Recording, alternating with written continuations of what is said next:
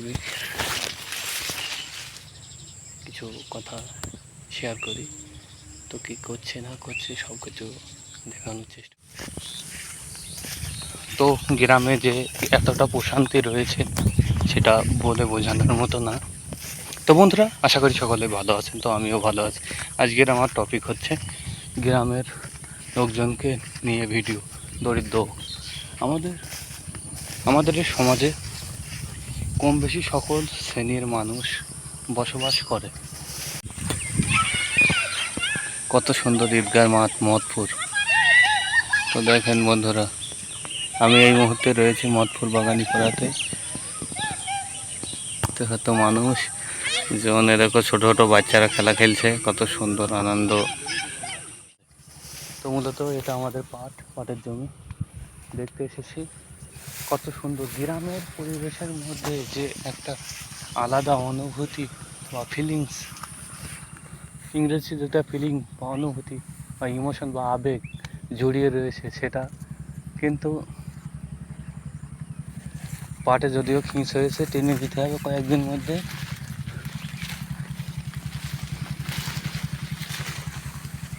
তো যাই হোক বন্ধুরা, কী বলছিলাম মূল টপিকে, যে সকল শ্রেণীর মানুষ আমরা বসবাস করি আমাদের এই গ্রামে। তো গ্রামের চারপাশে এত সুন্দর পরিবেশ, প্রকৃতি, যে কী বলবো, এত সুন্দর মনোরম সবুজে ঘেরা চারিদিক।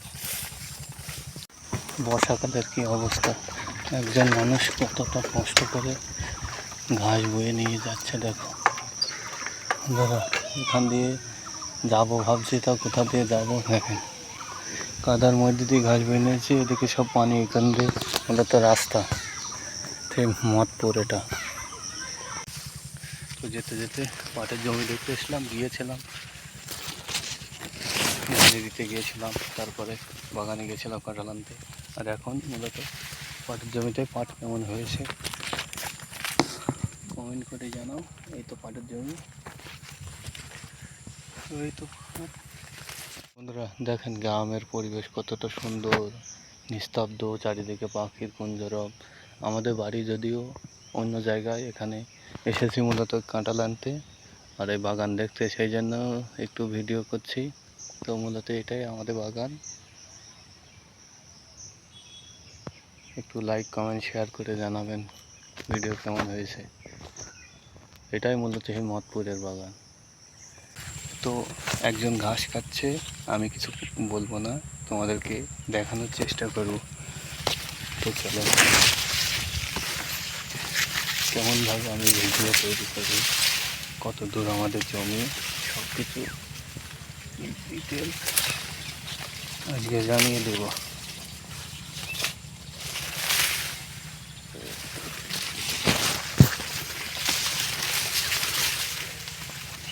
কথা শেয়ার করতে করতে অলরেডি 2 মিনিট হয়ে গেছে।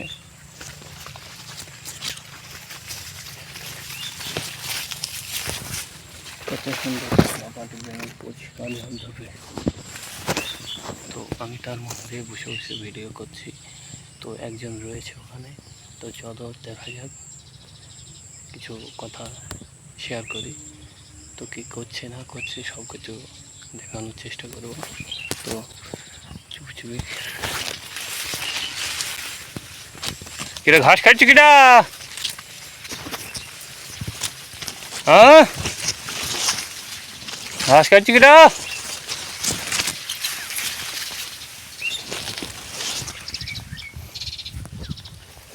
তো ভেবেছিলাম কেউ একজন ছিল না, আমার ভাবনা সম্পূর্ণ ভুল। তো এখানে কেউ নেই, মনে করেছিলাম এই জমিটাতে ঘাস কেটে এসেছে।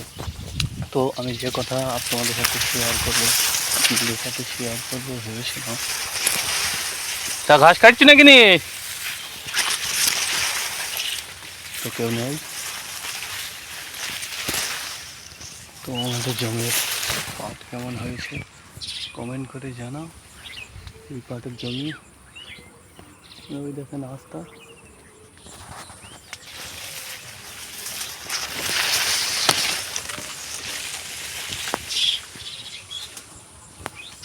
মূলত এটাই কলার কাঁদি, এটা বাইছড়া। তো এই হচ্ছে আমাদের জমি, অলরেডি চলে এসেছি। দেখতে দেখতে। আর এই জমিটা বর্গা নেওয়া রয়েছে, আর এটা এই জমিটা, এই মেশিনটা এবং এই জমিটা উঠে দেখানোর চেষ্টা করি, যদিও কাদা রয়েছে সেই জন্য পানি হয়েছিল আজকে সকাল। তো দেখেন, ওই দেখেন বন্ধুরা, মাঠের চারিপাশে ভিডিও তোমাদেরকে দেখানোর চেষ্টা করছি।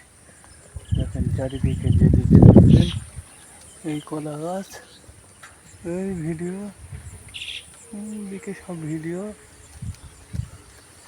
দেখেন সবুজে ঘেরা। এই সবুজের মধ্যে যে একটা অনুভূতি রয়েছে, তা আমাদের এই সমাজে সকল শ্রেণীর মানুষ আমরা এখানে সবাই একত্রিত মিলেমিশে বসবাস করি। তো দেখো কি পরিমাণে গ্রামের রাস্তা খারাপ। গ্রামে এখনও অনেক মানুষ রয়েছে যেনারা হেঁটে চলাফেরা করে এ যুগে এসেও। দেখেন এত উন্নত গ্রাম, তবুও গ্রামের রাস্তার অবস্থা এতটা খারাপ। তো এখন এমন এক সরকার রয়েছে যে শুধু মুসলিমদেরই বেছে বেছে তাদের উপর অত্যাচার করছে। এখানে কিন্তু আমি ছোটো থেকে দেখে এসেছি, আমার বন্ধু কিছু সংখ্যক বন্ধু হিন্দুদের সাথে আমি বসবাস করি, আমাদের পাশে সব আশেপাশে বাড়ি, এবং বন্ধু বয়সে কিছু হিন্দু ফ্রেন্ড, তাদের সাথে কথাবার্তা এখন হয়। তো এখন এমন এক সরকার বা অত্যাচারিত বা সমাজকে বা মুসলমানদেরকে এমনভাবে শোষণ করছে যে কিছু বলে বোঝানোর মতো না। যে এই সমাজের পুরো নিচু স্তরের মানুষ, তার কোনো এই সমাজে মূল্য নেই। তো আমাদের মতো যারা খেটে খাওয়া বা গরু বা চাষবাস করে, এটা নিয়ে বললি আমি তাহলে, যে আমাদের মতো দুবেলা দুমুঠো সাদামাটা খেয়ে বেঁচে থাকা মানুষগুলো যে সমাজের এখন এই মুহূর্তে কতটা কষ্টকর, বা যাদের 2-1 কাঠা জমি নেই তারাই জানে শরীরের ওপর দিয়ে পরিশ্রম করে যে অর্থ ইনকাম করায় সেটা কতটা কষ্টকর। তো কথা শেয়ার করতে করতে যাচ্ছি আমি। তো বর্তমান এমন এক সরকার এসেছে যে মূলত মানুষের গ্রাম অঞ্চলের মানুষের পেশা হচ্ছে চাষবাস এবং ছাগল, ভেড়া,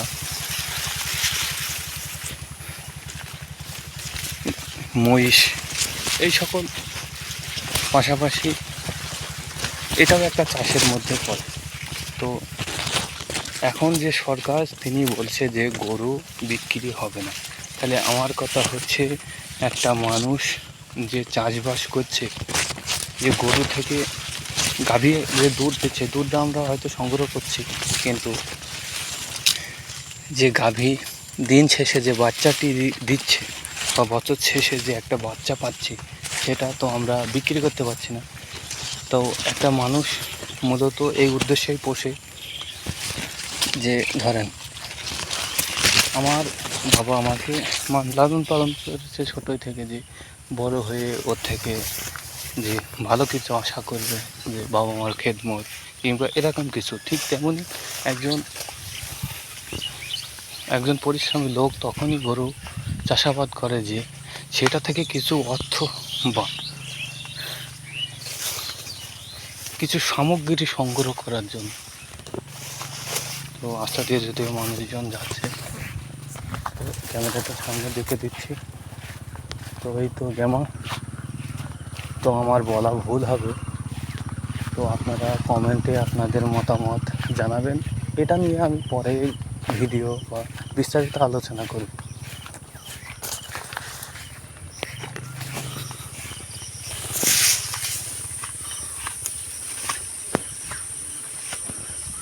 সকলে ভালো থাকবেন, সুস্থ থাকবেন। তো গ্রাম নিয়ে বলতে গেলে অনেক কিছুই চলে যায়, তো কিছু বলার নেই। তো গ্রামের রাস্তার যা অবস্থা দেখেন, এই রাস্তা দিয়ে আষাঢ় মাঠে এই পাট যদি তোলা হয় 1 হাঁটু করে পুরো কাদা হয়ে যাবে। সব সরকার দুর্নীতি বা রাজনীতি, এসব নিয়ে কোনো মাথা ঘামানোর কোনো প্রয়োজন নেই। তো আমি ভিডিও করি, চাষির ছেলে, কম বেশি অন্ন বা খাবার মুখে ওঠে, এটাই অনেক। আমার ভিডিওগুলো ভালো লাগলে লাইক, কমেন্ট, শেয়ার করবেন এবং সকলকে দেখার সুযোগ করে দেবেন।